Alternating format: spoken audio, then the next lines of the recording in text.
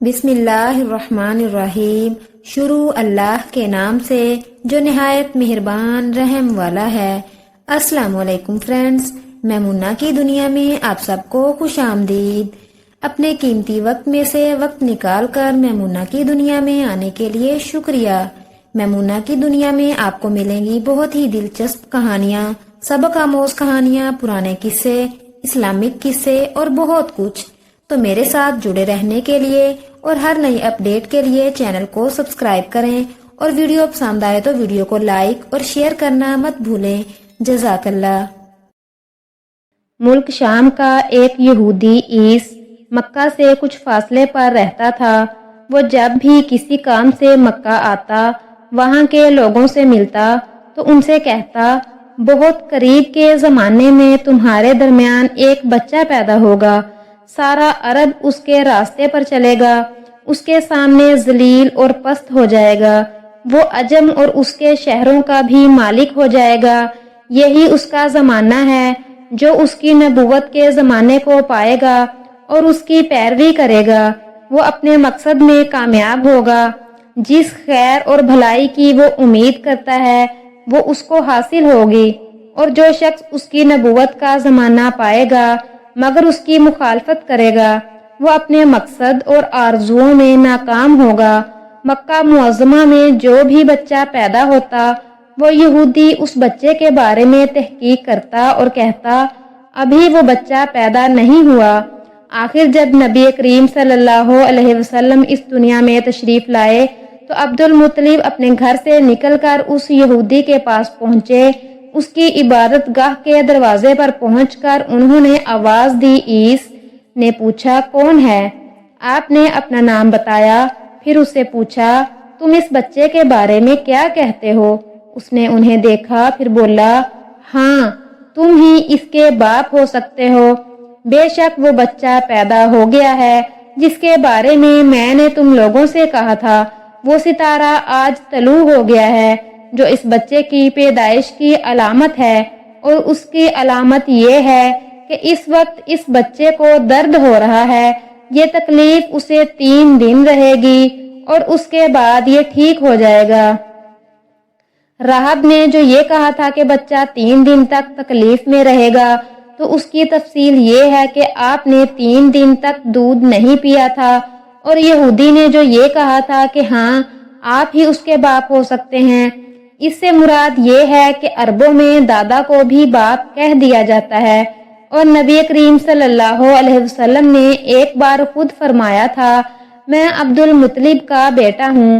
یہودی نے عبد المطلب سے یہ بھی کہا تھا، اس بارے میں اپنی زبان بند رکھیں، یعنی کسی کو کچھ نہ بتائیں، ورنہ لوگ اس بچے سے زبردست حسد کریں گے، اتنا حسد کریں گے کہ آج تک کسی نے نہیں کیا، اور اس کی اس قدر مخالفت ہوگی کہ دنیا میں کسی اور کی اتنی مخالفت نہیں ہوئی۔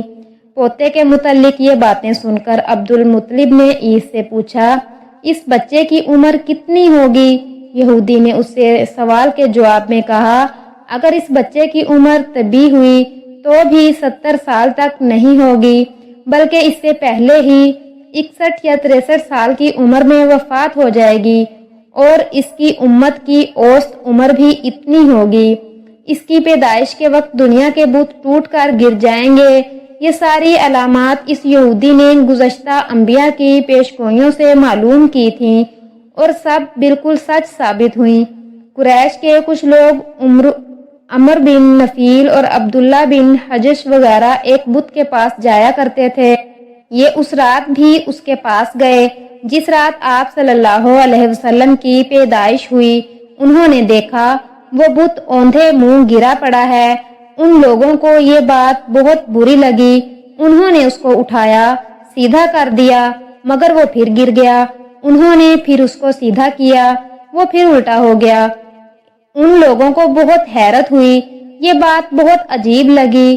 تب اس بت سے آواز نکلی، یہ ایک ایسے بچے کی پیدائش کی خبر ہے جس کے نور سے مشرق اور مغرب میں زمین کے تمام گوشے منور ہو گئے ہیں۔ بت سے نکلنے والی آواز نے انہیں اور زیادہ حیرت زدہ کر دیا۔ اس کے علاوہ ایک واقعہ یہ پیش آیا کہ ایران کے شہنشاہ کسریٰ نوشیروان کا محل ہلنے لگا اور اس میں شگاف پڑ گئے۔ نوشیروان کا یہ محل انتہائی مضبوط تھا، بڑے بڑے پتھروں اور چونے سے تعمیر کیا گیا تھا۔ اس واقعے سے پوری سلطنت میں دہشت پھیل گئی۔ شگاف پڑنے سے خوفناک آوازیں بھی نکلیں، محل کے 14 کنگرے ٹوٹ کر نیچے آ گرے۔ آپ کی پیدائش پر ایک واقعہ یہ پیش آیا کہ فارس کے تمام آتش کدوں کی وہ آگ بجھ گئی جس کی وہ لوگ پوجا کرتے تھے اور اس کو بجھنے نہیں دیتے تھے، لیکن اس رات میں ایک ہی وقت میں تمام کے تمام آتش کدوں کی آگ آنن فانن بجھ گئی۔ آگ کے پوجنے والوں میں رونا پیٹنا مچ گیا۔ کسریٰ کو یہ تمام اطلاعات ملی تو اس نے ایک کاہن کو بلایا۔ اس نے اپنے محل میں شگاف پڑنے اور آتش کدوں کی آگ بجھنے کے واقعات اسے سنا کر پوچھا، آخر ایسا کیوں ہو رہا ہے؟ وہ کاہن خود تو جواب نہ دے سکا، تاہم اس نے کہا، ان سوالات کے جوابات میرا ماموں دے سکتا ہے، اس کا نام ستی ہے۔ نوشیروان نے کہا، ٹھیک ہے، تم جا کر ان سوالات کے جوابات لاؤ۔ وہ گیا، ستی سے ملا، اسے یہ واقعات سنائے۔ اس نے سن کر کہا، ایک عصا والے نبی ظاہر ہوں گے جو عرب اور شام پر چھا جائیں گے، اور جو کچھ ہونے والا ہے ہو کر رہے گا۔ اس نے یہ جواب کسریٰ کو بتایا۔ اس وقت تک کسریٰ نے دوسرے کاہنوں سے بھی معلومات حاصل کر لی تھی، چنانچہ یہ سن کر اس نے کہا، تب پھر ابھی وہ وقت آنے میں دیر ہے، یعنی ان کا غلبہ میرے بعد ہوگا۔ پیدائش کے 7ویں دن عبدالمطلب نے آپ کا عقیقہ کیا اور نام محمد رکھا۔ عربوں میں اس سے پہلے یہ نام کسی کا نہیں رکھا گیا تھا۔ قریش کو یہ نام عجیب سا لگا، چنانچہ کچھ لوگوں نے عبدالمطلب سے کہا، اے عبدالمطلب، کیا وجہ ہے کہ تم نے اس بچے کا نام اس کے باپ دادا کے نام پر نہیں رکھا بلکہ محمد رکھا ہے، اور یہ نام نہ تمہارے باپ دادا میں سے کسی کا ہے نہ تمہاری قوم میں سے کسی کا ہے؟ عبدالمطلب نے انہیں جواب دیا، میری تمنا ہے کہ آسمانوں میں اللہ تعالی اس بچے کی تعریف فرمائیں اور زمین پر لوگ اس کی تعریف کریں۔ محمد کے معنی ہیں جس کی بہت زیادہ تعریف کی جائے۔ اس طرح والدہ کی طرف سے آپ کا نام احمد رکھا گیا۔ احمد نام بھی اس سے پہلے کسی کا نہیں رکھا گیا تھا۔ مطلب یہ کہ ان دونوں ناموں کی اللہ تعالی نے حفاظت کی اور کوئی بھی یہ نام نہ رکھ سکا۔ احمد کا مطلب ہے سب سے زیادہ تعریف کرنے والا۔ علامہ سہیلی نے لکھا ہے، آپ احمد پہلے ہیں اور محمد بعد میں، یعنی آپ کی تعریف دوسروں نے بعد میں کی۔ اس سے پہلے آپ کی شان یہ ہے کہ آپ اللہ تعالی کی سب سے زیادہ حمد و ثنا کرنے والے ہیں۔ پرانی کتابوں میں آپ کا نام احمد ذکر کیا گیا ہے۔ اپنی والدہ کے بعد آپ نے سب سے پہلے صوبیہ کا دودھ پیا۔ صوبیہ نبی کریم صلی اللہ علیہ وسلم کے چچا ابو لہب کی باندی تھیں۔ ان کو ابو لہب نے آپ کی پیدائش کی خوشی میں آزاد کر دیا تھا۔ صوبیہ نے آپ کو چند دن تک دودھ پلایا۔ انہی دنوں صوبیہ کے ہاں اپنا بیٹا پیدا ہوا تھا۔ آپ کی والدہ نے آپ کو صرف 9 دن تک دودھ پلایا۔ ان کے بعد صوبیہ نے پلایا۔ پھر دودھ پلانے کی باری حضرت حلیمہ سعدیہ رضی اللہ عنہا کی آئی۔ حضرت حلیمہ سعدیہ رضی اللہ عنہا اپنی بستی سے روانہ ہوئی۔ ان کے ساتھ ان کا دودھ پیتا بچہ اور شوہر بھی تھے۔ حضرت حلیمہ سعدیہ دوسری عورتوں کے بعد مکہ میں داخل ہوئیں۔ ان کا خچر بہت کمزور اور مریل تھا۔ ان کے ساتھ ان کی کمزور اور بوڑھی اونٹنی تھی، وہ بہت آہستہ چلتی تھی۔ ان کی وجہ سے حلیمہ قافلے سے بہت پیچھے رہ جاتی تھی۔ اس وقت بھی ایسا ہی ہوا تھا۔ وہ سب سے آخر میں مکہ میں داخل ہوئی۔ اس زمانے میں عرب کا دستور یہ تھا کہ جب ان کے ہاں کوئی بچہ ہوتا تو وہ دیہات سے آنے والی دائیوں کے حوالے کر دیتے تھے تاکہ دیہات میں بچے کی نشو و نما بہتر ہو اور وہ خالص عربی زبان سیکھ سکیں۔ دائیوں کا قافلہ مکہ میں داخل ہوا۔ انہوں نے ان گھروں کی تلاش شروع کی جن میں بچے پیدا ہوئے تھے۔ اس طرح بہت سی دائیاں جناب عبد المطلب کے گھر بھی آئیں، نبی کریم صلی اللہ علیہ وسلم کو دیکھا، لیکن جب انہیں معلوم ہوا کہ یہ بچہ تو یتیم پیدا ہوا ہے تو اس کا خیال چھوڑ کر آگے بڑھ گئیں کہ یتیم بچے کے گھرانے سے انہیں کیا ملے گا۔ اس طرح دائیاں آتی رہیں جاتی رہیں، کسی نے آپ کو دودھ پلانا منظور نہ کیا، اور کرتی بھی کیسے؟ یہ سعادت تو حضرت حلیمہ رضی اللہ عنہا کے حصے میں آنا تھی۔ جب حلیمہ سعدیہ مکہ پہنچی تو انہیں معلوم ہوا سب عورتوں کو کوئی نہ کوئی بچہ مل گیا ہے، اور اب صرف وہ بغیر بچے کے رہ گئی ہیں، اور اب کوئی بچہ باقی نہیں بچا۔ ہاں، ایک یتیم بچہ ضرور باقی ہے جسے دوسری عورتیں چھوڑ گئی ہیں۔ حلیمہ سعدیہ نے اپنے شوہر عبداللہ ابن حارث سے کہا، خدا کی قسم مجھے یہ بات بہت ناگوار گزر رہی ہے کہ میں بچے کے بغیر جاؤں، دوسری سب عورتیں بچے لے کر جائیں، یہ مجھے طعنے دیں گی، اس لیے کیوں نہ ہم اسی یتیم بچے کو لے لیں۔ عبداللہ بن حارث بولے، کوئی حرج نہیں، ہو سکتا ہے اللہ اسی بچے کے ذریعے ہمیں خیر و برکت عطا فرما دیں۔ چنانچہ حضرت حلیمہ سعدیہ عبد المطلب کے گھر گئیں۔ جناب عبد المطلب اور حضرت آمنہ نے انہیں خوش آمدید کہا، پھر آمنہ انہیں بچے کے پاس لے آئیں۔ آپ اس وقت ایک اونی چادر میں لپٹے ہوئے تھے، وہ چادر سفید رنگ کی تھی، آپ کے نیچے ایک سبز رنگ کا ریشمی کپڑا تھا، آپ سیدھے لیٹے ہوئے تھے، آپ کی سانسیں کی آواز کے ساتھ مشک کی سی خوشبو نکل کر پھیل رہی تھی۔ حلیمہ سعدیہ رضی اللہ عنہا آپ کے حسن و جمال کو دیکھ کر حیرت زدہ رہ گئیں۔ آپ اس وقت سوئے ہوئے تھے، انہوں نے جگانا مناسب نہ سمجھا، لیکن جو ہی انہوں نے پیار سے اپنا ہاتھ آپ کے سینے پر رکھا، آپ مسکرا دیے اور آنکھیں کھول کر ان کی طرف دیکھنے لگے۔ حضرت حلیمہ سعدیہ فرماتی ہیں، میں نے دیکھا آپ کی آنکھوں سے ایک نور نکلا جو آسمان تک پہنچ گیا۔ میں نے آپ کو گود میں اٹھا کر آپ کی دونوں آنکھوں کے درمیانی جگہ پر پیار کیا، پھر میں نے آپ کی والدہ اور عبد المطلب سے اجازت چاہی، بچے کو لیے قافلے میں آئی، میں نے آپ کو دودھ پلانے کے لیے گود میں لٹایا تو آپ دائیں طرف سے دودھ پینے لگے۔ پہلے میں نے بائیں طرف سے دودھ پلانا چاہا، لیکن آپ نے اس طرف سے دودھ نہ پیا، دائیں طرف سے آپ فوراً دودھ پینے لگے۔ بعد میں بھی آپ کی یہی عادت رہی، آپ صرف دائیں طرف سے دودھ پیتے رہے، بائیں طرف سے میرا بچہ دودھ پیتا رہا۔ پھر قافلہ روانہ ہوا۔ حلیمہ سعدیہ فرماتی ہیں، میں اپنے خچر پر سوار ہوئی، آپ کو ساتھ لے لیا۔ اب جو ہمارا خچر چلا تو اس قدر تیز چلا کہ اس نے پورے قافلے کی سواریوں کو پیچھے چھوڑ دیا۔ پہلے وہ مریل ہونے کی بنا پر سب سے پیچھے رہتا تھا۔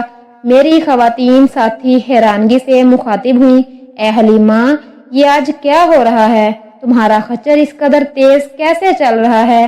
کیا یہ وہی خچر ہے جس پر تم آئی تھی اور جس کے لیے ایک ایک قدم اٹھانا مشکل تھا؟ جواب میں نے ان سے کہا، بے شک یہ وہی خچر ہے، اللہ کی قسم اس کا معاملہ عجیب ہے۔ پھر یہ لوگ بنو سعد کی بستی پہنچ گئے۔ ان دونوں یہ علاقہ خشک اور قحط زدہ تھا۔ حلیمہ سعدیہ فرماتی ہیں، اسی شام جب ہماری بکریاں چر کر واپس آئیں تو ان کے تھن دودھ سے بھرے تھے، جبکہ اس سے پہلے ایسا نہیں تھا، ان میں سے دودھ بہت کم اور بہت مشکل سے نکلتا تھا۔ ہم نے اس دن اپنی بکریوں کا دودھ دوہا تو ہمارے سارے برتن بھر گئے، اور ہم نے جان لیا کہ یہ ساری برکت اس بچے کی وجہ سے ہے۔ آس پاس کی عورتوں میں بھی یہ بات پھیل گئی، ان کی بکریاں بدستور بہت کم دودھ دے رہی تھی۔ غرض ہمارے گھر میں ہر طرف ہر چیز میں برکت ہی برکت نظر آنے لگی۔ دوسرے لوگ تعجب میں رہے۔ اس طرح 2 ماہ گزر گئے۔ 2 ماہ ہی میں آپ چلنے پھرنے لگے۔ آپ 8 ماہ کے ہوئے تو باتیں کرنے لگے اور آپ کی باتیں سمجھ میں آتی تھی۔ 9 ماہ کی عمر میں تو آپ بہت صاف گفتگو کرنے لگے۔ اس دوران آپ کی بہت سی برکات دیکھنے میں آئیں۔ حلیمہ سعدیہ فرماتی ہیں، جب میں آپ کو اپنے گھر لے آئی تو بنو سعد کا کوئی گھرانہ ایسا نہ تھا جس سے مشک کی خوشبو نہ آتی ہو۔ اس طرح سب لوگ آپ سے محبت کرنے لگے۔ جب ہم نے آپ کا دودھ چھڑایا تو آپ کی زبان مبارک سے یہ الفاظ نکلے جس کا مطلب یہ ہے اللہ تعالیٰ بہت بڑا ہے، اللہ تعالیٰ کے لیے بے حد تعریف ہے اور اس کے لیے صبح و شام پاکی ہے۔ پھر جب آپ صلی اللہ علیہ وسلم 2 سال کے ہو گئے تو ہم آپ کو لے کر آپ کی والدہ کے پاس آئے۔ اس عمر کو پہنچنے کے بعد بچوں کو ماں باپ کے حوالے کر دیا جاتا تھا۔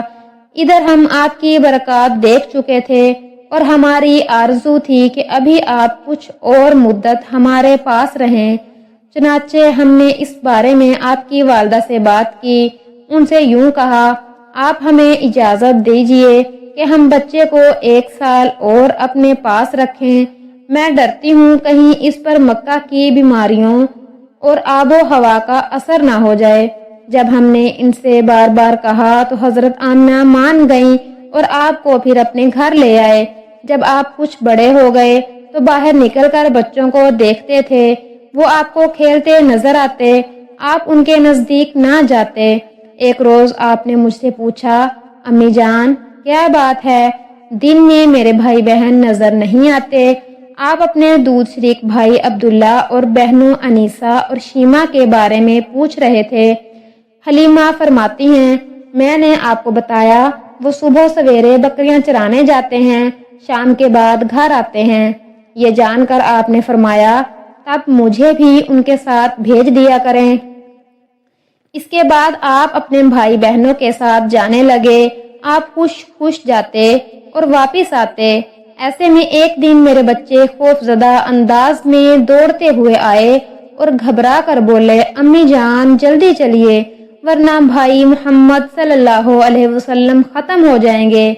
یہ سن کر ہمارے تو ہوش اڑ گئے۔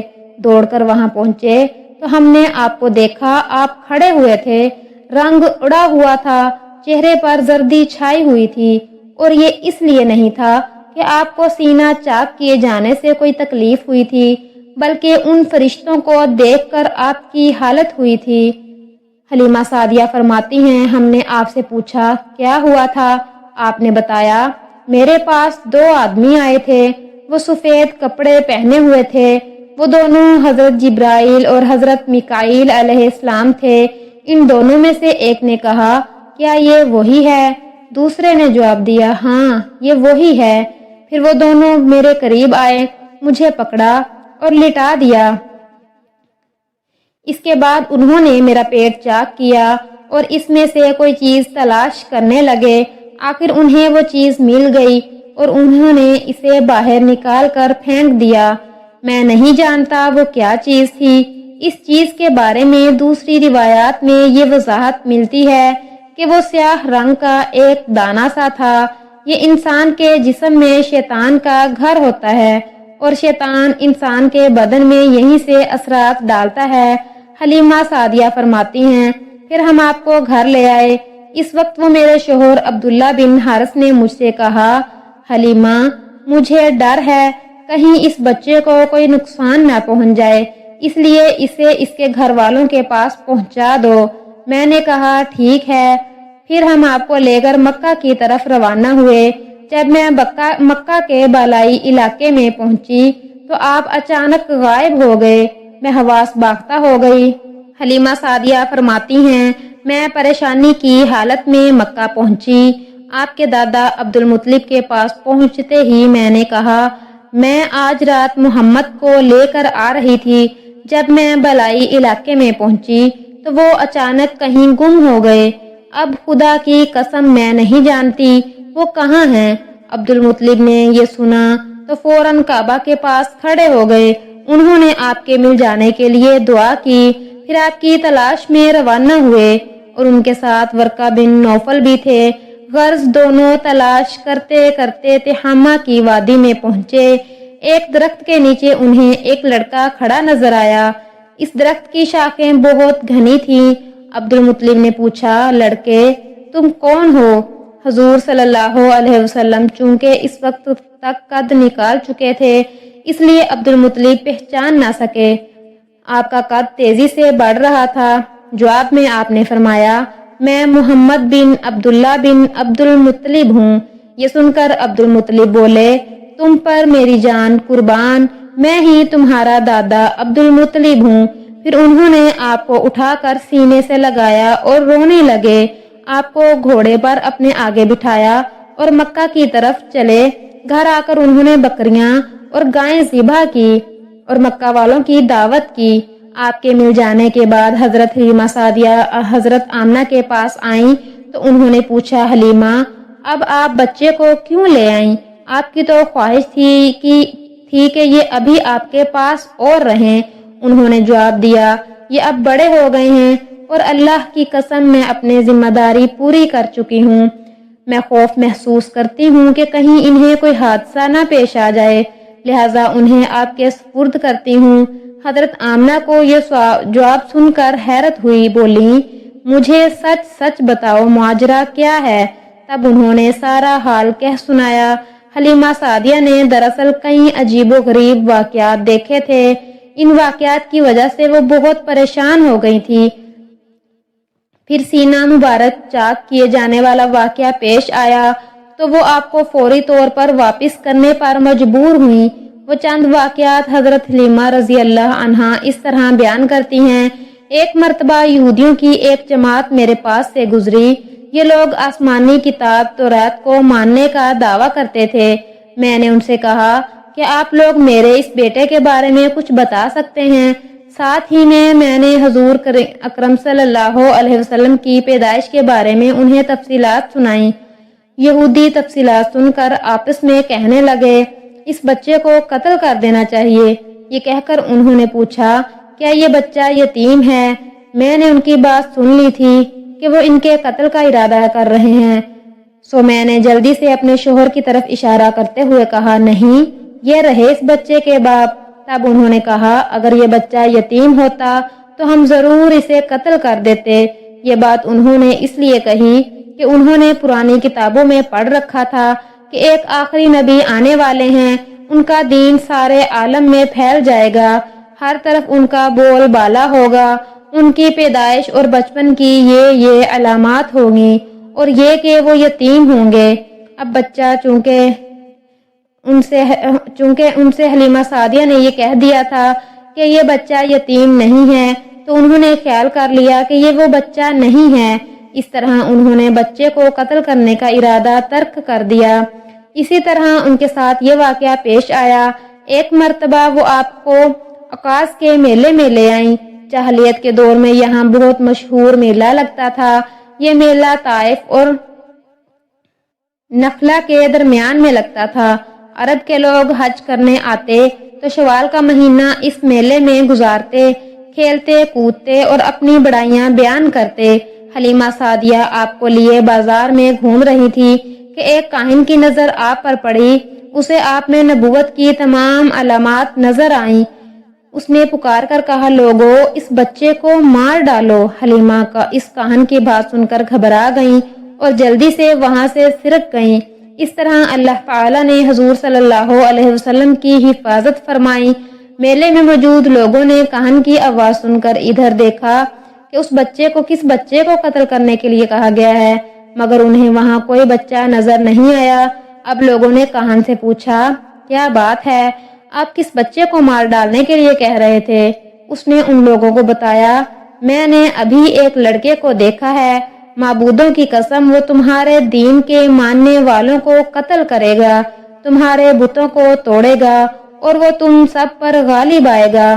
یہ سن کر لوگ آپ کی تلاش میں ادھر ادھر دوڑے لیکن ناکام رہے۔ حلیمہ سعدیہ آپ صلی اللہ علیہ وسلم کو لیے واپس آ رہی تھی کہ ذی الحجاز سے ان کا گزر ہوا۔ یہاں بھی میلہ لگا ہوا تھا۔ اس بازار میں ایک نجومی تھا۔ لوگ اس کے پاس اپنے بچوں کو لے کر آتے تھے۔ وہ بچوں کو دیکھ کر ان کی قسمت کے بارے میں اندازے لگاتا تھا۔ حلیمہ سعدیہ اس کے نزدیک سے گزری تو نجومی کی نظر حضور اکرم صلی اللہ علیہ وسلم پر پڑی۔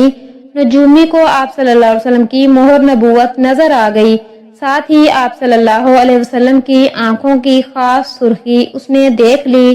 وہ چلا اٹھا، اے عرب کے لوگو، اس لڑکے کو قتل کر دو، یہ یقیناً تمہارے دین کے ماننے والوں کو قتل کرے گا، تمہارے بتوں کو توڑے گا اور تم پر غالب آئے گا۔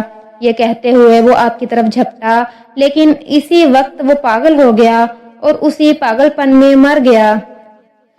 ایک اور واقعہ سیرت ابن ہشام میں ہے کہ حبشہ کے عیسائیوں کی ایک جماعت حضور اکرم صلی اللہ علیہ وسلم کے پاس سے گزری۔ اس وقت آپ صلی اللہ علیہ وسلم حلیمہ سعدیہ کے ساتھ تھے اور وہ آپ کو آپ کی والدہ کے حوالے کرنے جا رہی تھی۔ ان عیسائیوں نے آپ صلی اللہ علیہ وسلم کے مونڈھوں کے درمیان مہر نبوت کو دیکھا اور آپ صلی اللہ علیہ وسلم کی آنکھوں کی سرخی کو بھی دیکھا۔ انہوں نے حلیمہ سعدیہ سے پوچھا، کیا اس بچے کی آنکھوں میں کوئی تکلیف ہے؟ انہوں نے جواب میں کہا، نہیں، کوئی تکلیف نہیں، یہ سرخی تو ان کی آنکھوں میں قدرتی ہے۔ ان عیسائیوں نے کہا، تب اس بچے کو ہمارے حوالے کر دو، ہم اسے اپنے ملک لے جائیں گے۔ یہ بچہ پیغمبر اور بڑی شان والا ہے، ہم اس کے بارے میں سب کچھ جانتے ہیں۔ حلیمہ سعدیہ یہ سنتے ہی وہاں سے جلدی سے دور چلی گئیں، یہاں تک کہ آپ صلی اللہ علیہ وسلم کی والدہ کے پاس پہنچا دیا۔ ان واقعات میں جو سب سے اہم واقعہ ہے وہ سینہ مبارک چاک کرنے والا تھا۔ روایات میں سے یہ بات ثابت ہے کہ آپ صلی اللہ علیہ وسلم کے سینہ مبارک پر سلائی کے نشانات موجود تھے۔ جیسا کہ آج کل ڈاکٹر حضرات آپریشن کے بعد ٹانکے لگاتے ہیں، ٹانکے کھول دیے جانے کے بعد بھی سلائی کے نشان موجود رہتے ہیں۔ اس واقعے کے بعد حلیمہ سعدیہ اور ان کے خاوند نے فیصلہ کیا کہ اب بچے کو اپنے پاس نہیں رکھنا چاہیے۔ جب حضرت حلیمہ سعدیہ نے آپ صلی اللہ علیہ وسلم کو حضرت آمنہ کے حوالے کیا، اس وقت آپ صلی اللہ علیہ وسلم کی عمر 4 سال تھی۔ ایک روایت یہ ملتی ہے کہ اس وقت عمر شریف 5 سال تھی۔ ایک تیسری روایت کے مطابق عمر مبارک 6 سال ہو چکی تھی جب حلیمہ سعدیہ نے آپ صلی اللہ علیہ وسلم کو حضرت آمنہ کے حوالے کیا تو اس کے کچھ دنوں بعد حضرت آمنہ انتقال کر گئیں۔ والدہ کا سایہ بھی سر سے اٹھ گیا۔ حضرت آمنہ کی وفات مکہ اور مدینہ کے درمیان ابوا کے مقام پر ہوئی۔ آپ کو یہیں دفن کیا گیا۔ ہوا یہ کہ آپ صلی اللہ علیہ وسلم کی والدہ آپ صلی اللہ علیہ وسلم کو لے کر اپنے میکے مدینہ منورہ گئیں۔ آپ صلی اللہ علیہ وسلم کے ساتھ ام ایمن بھی تھیں۔ ام ایمن کہتی ہیں، ایک دن مدینہ کے 2 یہودی میرے پاس آئے اور بولے، ذرا محمد کو ہمارے سامنے لاؤ، ہم انہیں دیکھنا چاہتے ہیں۔ وہ آپ صلی اللہ علیہ وسلم کو ان کے سامنے لے آئیں۔ انہوں نے اچھی طرح دیکھا۔ پھر ایک نے اپنے ساتھی سے کہا، یہ امت کا نبی ہے اور یہ شہر ان کی ہجرت گاہ ہے، یہاں زبردست جنگ ہوگی، قیدی پکڑے جائیں گے۔ آپ صلی اللہ علیہ وسلم کی والدہ کو یہودیوں کی اس بات کا پتہ چلا تو آپ ڈر گئیں اور آپ صلی اللہ علیہ وسلم کو لے کر مکہ کی طرف روانہ ہوئیں، مگر راستے میں ہی ابوا کے مقام پر وفات پا گئیں۔ حضرت آمنہ کے انتقال کے 5 دن بعد ام ایمن آپ کو لے کر مکہ پہنچی۔ آپ کو عبد المطلب کے حوالے کیا۔ آپ کے یتیم ہو جانے کا انہیں اتنا صدمہ تھا کہ بیٹے کی وفات پر بھی اتنا نہیں ہوا تھا۔ عبد المطلب کے لیے کعبہ کے سائے میں ایک قالین بچھایا جاتا تھا، وہ اس پر بیٹھا کرتے تھے۔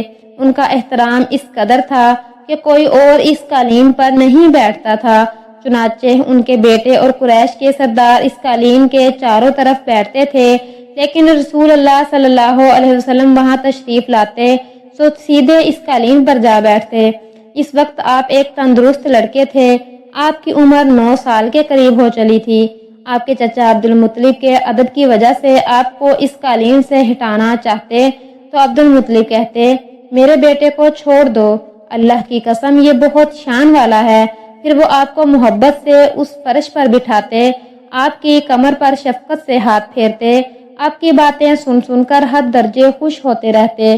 کبھی وہ دوسروں سے کہتے، میرے بیٹے کو یہیں بیٹھنے دو، اسے خود بھی احساس ہے کہ اس کی بڑی شان ہے اور میری آرزو ہے یہ اتنا بلند مرتبہ پائے جو کسی عرب کو اس سے پہلے حاصل نہ ہوا ہو اور نہ بعد میں کسی کو حاصل ہو سکے۔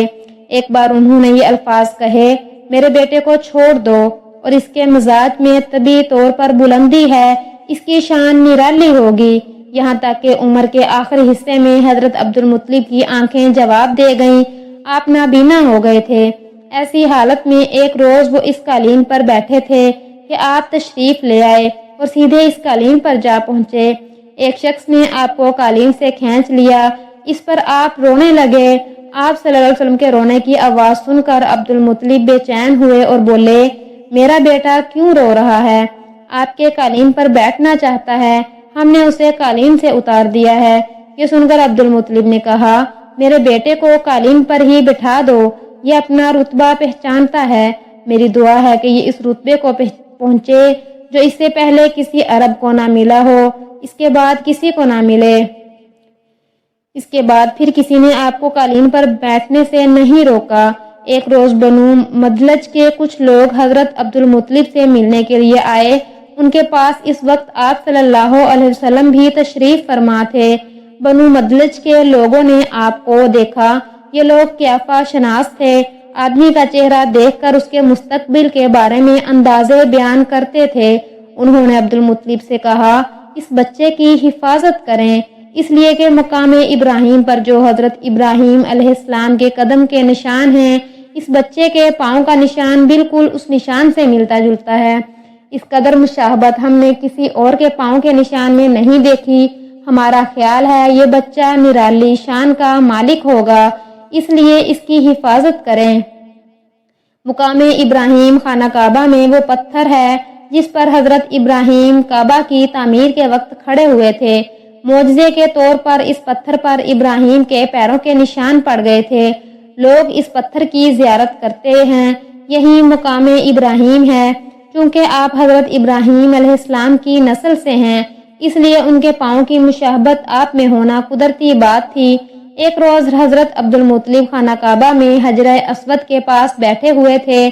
ایسے میں ان کے پاس نجران کے ایک عیسائی آ گئے۔ ان میں ایک پادری بھی تھا۔ اس پادری نے عبد المطلب سے کہا، ہماری کتابوں میں ایک ایسے نبی کی علامات ہیں جو اسماعیل کی اولاد میں ہونا باقی ہیں۔ یہ شہر اس کی جائے پیدائش ہوگا، اس کی یہ نشانیاں ہوں گی۔ ابھی یہ بات ہو رہی تھی کہ کوئی شخص آپ صلی اللہ علیہ وسلم کو لے کر وہاں آ پہنچا۔ پادری کی نظر جو ہی آپ پر پڑی، وہ چونک اٹھا، آپ کی آنکھوں، کمر اور پیروں کو دیکھا اور چلا اٹھا، وہ نبی یہی ہیں، یہ تمہارے کیا لگتے ہیں؟ عبد المطلب بولے، یہ میرے بیٹے ہیں۔ اس پر پادری بولا، اوہ، تب یہ وہ نہیں، اس لیے کہ ہماری کتابوں میں لکھا ہے کہ اس کے والد کا انتقال اس کی پیدائش سے پہلے ہو جائے گا۔ یہ سن کر عبد المطلب بولے، یہ دراصل میرا پوتا ہے، اس کے باپ کا انتقال اس وقت ہو گیا تھا جب یہ پیدا بھی نہیں ہوا تھا۔ اس پر پادری بولا، ہاں یہ بات ہوئی نا، آپ اس کی پوری طرح حفاظت کریں۔ عبد المطلب کی آپ سے محبت کا یہ عالم تھا کہ کھانا کھانے بیٹھتے تو کہتے، میرے بیٹے کو لے آؤ۔ آپ تشریف لاتے تو عبد المطلب آپ کو اپنے پاس بٹھاتے، آپ کو اپنے ساتھ کھلاتے۔ بہت زیادہ عمر والے ایک صحابی بن معاویہ کہتے ہیں، میں ایک مرتبہ اسلام سے پہلے جاہلیت کے زمانے میں حج کے لیے مکہ معظمہ گیا، وہاں بیت اللہ کا طواف کر رہا تھا۔ میں نے ایک ایسے شخص کو دیکھا جو بہت بوڑھا ہو اور بہت لمبے قد کا تھا۔ وہ بیت اللہ کا طواف کر رہا تھا اور کہہ رہا تھا، اے میرے پروردگار، میری سواری کو محمد کی طرف پھیر دے اور اسے میرا دست بازو بنا دے۔ میں نے اس بوڑھے کو جب یہ شعر پڑھتے سنا تو لوگوں سے پوچھا، یہ کون ہے؟ لوگوں نے بتایا، یہ عبد المطلب بن ہاشم ہیں۔ انہوں نے اپنے پوتے کو اپنے ایک اونٹ کی تلاش میں بھیجا ہے، وہ اونٹ گم ہو گیا ہے، اور وہ پوتا ایسا ہے، جب بھی کسی گمشدہ چیز کی تلاش میں اسے بھیجا جاتا ہے تو وہ چیز لے کر ہی آتا ہے۔ پوتے سے پہلے یہ اپنے بیٹوں کو اس اونٹ کی تلاش میں بھیج چکے ہیں، لیکن وہ ناکام لوٹ آئے ہیں۔ اب چونکہ پوتے کو گئے ہوئے دیر ہو گئی ہے، اس لیے پریشان ہے اور دعا مانگ رہے ہیں۔ تھوڑی ہی دیر گزری تھی کہ میں نے دیکھا آپ صلی اللہ علیہ وسلم اونٹ کو لیے تشریف لا رہے ہیں۔ عبد المطلب نے آپ کو دیکھ کر کہا، میرے بیٹے، میں تمہارے لیے اس قدر فکر مند ہو گیا تھا کہ شاید اس کا اثر کبھی میرے دل سے نہ جائے۔ عبد المطلب کی بیوی کا نام رقیہ بنت ابو سیفی تھا۔ وہ کہتی ہیں، قریش کئی سال سے سخت قحط سالی کا شکار تھے، بارشیں بالکل بند تھیں، سب لوگ پریشان تھے۔ اسی زمانے میں ایک خواب دیکھا کہ کوئی شخص خواب میں کہہ رہا تھا، اے قریش کے لوگوں، تم میں سے ایک نبی ظاہر ہونے والا ہے، اس کے ظہور کا وقت آ گیا ہے، اس کے ذریعے تمہیں زندگی ملے گی، یعنی خوب بارشیں ہوں گی، سرسبزی اور شادابی ہوگی۔ تم اپنے لوگوں میں سے ایک ایسا شخص تلاش کرو جو لمبے قد کا ہو، گورے رنگ کا ہو، اس کی پلکیں گھنی ہوں، بھویں اور ابرو ملے ہوئے ہوں۔ وہ شخص اپنی تمام اولاد کے ساتھ نکلے اور تم میں سے ہر خاندان کا ایک آدمی نکلے، سب پاک صاف ہوں اور خوشبو لگائیں۔ وہ حجر اسود کو بوسہ دیں، پھر سب جبل ابو قیس پر چڑھ جائیں، پھر وہ شخص جس کا حلیہ بتایا گیا ہے آگے بڑھے اور بارش کی دعا مانگے، اور تم سب آمین کہو تو بارش ہو جائے گی۔ صبح ہوئی تو رقیقہ نے اپنا یہ خواب قریش سے بیان کیا۔ انہوں نے ان نشانیوں کو تلاش کیا تو سب کی سب نشانیاں انہیں عبد المطلب میں مل گئیں۔ چنانچہ سب ان کے پاس جمع ہوئے، ہر خاندان سے ایک ایک آدمی آیا، ان سب نے شرائط پوری کی۔ اس کے بعد سب ابو قیس پہاڑ پر چڑھ گئے، ان میں نبی کریم صلی اللہ علیہ وسلم بھی تھے۔ آپ اس وقت 9 سال کے تھے۔ پھر عبد المطلب آگے بڑھے اور انہوں نے یوں دعا کی، اے اللہ، یہ سب تیرے غلام ہیں، تیرے غلاموں کی اولاد ہیں، تیری باندیاں ہیں اور تیری باندیوں کی اولاد ہیں۔ ہم پر جو برا وقت آ پڑا ہے تو دیکھ رہا ہے، ہم مسلسل قحط سالی کا شکار ہیں۔ اب اونٹ، گائیں، گھوڑے، خچر اور گدھے سب کچھ ختم ہو چکے ہیں اور جانوروں پر بن آئی ہے، اس لیے ہماری یہ خشک سالی ختم فرما دے، ہمیں زندگی اور سرسبزی اور شادابی عطا فرما دے۔ ابھی یہ دعا مانگ ہی رہے تھے کہ بارش شروع ہو گئی، وادیاں پانی سے بھر گئیں۔ لیکن اس بارش میں ایک بہت عجیب بات ہوئی، اور وہ عجیب بات یہ تھی کہ قریش کو یہ سیرابی ضرور حاصل ہوئی، مگر یہ بارش قبیلہ قیس اور قبیلہ مضر کے قریبی بستیوں میں بالکل نہ ہوئی۔ اب لوگ بہت حیران ہوئے کہ یہ کیا بات ہوئی، ایک قبیلے پر بارش اور آس پاس کے سب قبیلے بارش سے محروم۔ تمام قبیلوں کے سردار جمع ہوئے، اس سلسلے میں بات چیت شروع ہوئی۔ ایک سردار نے کہا، ہم زبردست قحط اور خشک سالی کا شکار ہیں، جبکہ قریش کو اللہ تعالی نے بارش عطا کی ہے اور یہ عبد المطلب کی وجہ سے ہوا ہے، اس لیے ہم سب ان کے پاس چلتے ہیں، اگر وہ ہمارے لیے دعا کر دیں تو شاید اللہ ہمیں بھی بارش دے دے۔ یہ مشورہ سب کو پسند آیا، چنانچہ یہ لوگ مکہ معظمہ میں آئے اور عبد المطلب سے ملے، انہیں سلام کیا، پھر ان سے کہا، اے عبد المطلب، ہم کئی سال سے خشک سالی کے شکار ہیں، ہمیں آپ کی برکت کے بارے میں معلوم ہوا ہے، اس لیے مہربانی فرما کر آپ ہمارے لیے بھی دعا کریں، اس لیے کہ اللہ نے آپ کی دعا سے قریش کو بارش عطا کی ہے۔ ان کی بات سن کر عبد المطلب نے کہا، اچھی بات ہے، میں کل میدان عرفات میں آپ لوگوں کے لیے بھی دعا کروں گا۔ دوسرے دن صبح سویرے عبد المطلب میدان عرفات کی طرف روانہ ہوئے، ان کے ساتھ دوسرے لوگوں کے علاوہ ان کے بیٹے اور اللہ کے رسول صلی اللہ علیہ وسلم بھی تھے۔ عرفات کے میدان میں عبد المطلب کے لیے ایک کرسی بچھائی گئی، وہ اس پر بیٹھ گئے۔ نبی کریم صلی اللہ علیہ وسلم کو انہوں نے گود میں بٹھا لیا، پھر انہوں نے ہاتھ اٹھا کر یوں دعا کی، اے اللہ، چمکنے والی بجلی کے پروردگار اور کڑکنے والی گرج کے مالک، پالنے والوں کے پالنے والے اور مشکلات کو آسان کرنے والے، یہ قبیلہ قیس اور قبیلہ مضر کے لوگ ہیں، یہ بہت پریشان ہیں، ان کی کمریں جھک گئی ہیں، یہ تجھ سے اپنی لاچاری اور بے کسی کی فریاد کرتے ہیں اور یہ جان و مال کی بربادی کی شکایت کرتے ہیں، پس اے اللہ ان کے لیے خوب برسنے والے بادل بھیج دے اور آسمان سے ان کے لیے رحمت عطا فرما، تاکہ ان کی زمینیں سرسبز ہو جائیں اور ان کی تکالیف دور ہو جائیں۔ عبد المطلب ابھی یہ دعا کر ہی رہے تھے کہ ایک سیاہ بادل اٹھا، عبد المطلب کی طرف آیا اور اس کے بعد اس کا رخ قبیلہ قیس اور بنو مضر کی بستیوں کی طرف ہو گیا۔ یہ دیکھ کر عبد المطلب نے کہا، اے گروہ قریش اور بنو مضر، جاؤ، تمہاری سیرابی حاصل ہوگی۔ چنانچہ یہ لوگ جب اپنی بستیوں میں پہنچے تو وہاں بارش شروع ہو چکی تھی۔ آپ 7 سال کے ہو چکے تھے۔ آپ صلی اللہ علیہ وسلم کی آنکھیں دکھنے کو آ گئیں، مکہ میں آنکھوں کا علاج کرایا گیا لیکن افاقہ نہ ہوا۔ عبد المطلب سے کسی نے کہا، عکاس کے بازار میں ایک راہب رہتا ہے، وہ آنکھوں کی تکلیف کا علاج کرتا ہے۔ عبد المطلب آپ کو اس کے پاس لے گئے اور اس کی عبادت گاہ کا دروازہ بند تھا۔ انہوں نے اسے آواز دی، راہب نے کوئی جواب نہ دیا۔ اچانک عبادت گاہ میں شدید زلزلہ آیا۔ راہب ڈر گیا کہ کہیں عبادت خانہ اس کے اوپر نہ گر پڑے، اس لیے ایک دم باہر نکل آیا۔ اب اس نے آپ کو دیکھا تو چونک اٹھا۔ اس نے کہا، اے عبد المطلب، یہ لڑکا اس امت کا نبی ہے، اگر میں باہر نہ آتا تو عبادت گاہ ضرور مجھ پر گر پڑتی۔ اس لڑکے کو فوراً واپس لے جاؤ اور اس کی حفاظت کرو، کہیں یہودیوں یا عیسائیوں میں سے کوئی اسے قتل نہ کر دے۔ پھر اس نے کہا، اور رہی بات ان کی آنکھوں کی، تو آنکھوں کی دعا تو خود ان کے پاس موجود ہے۔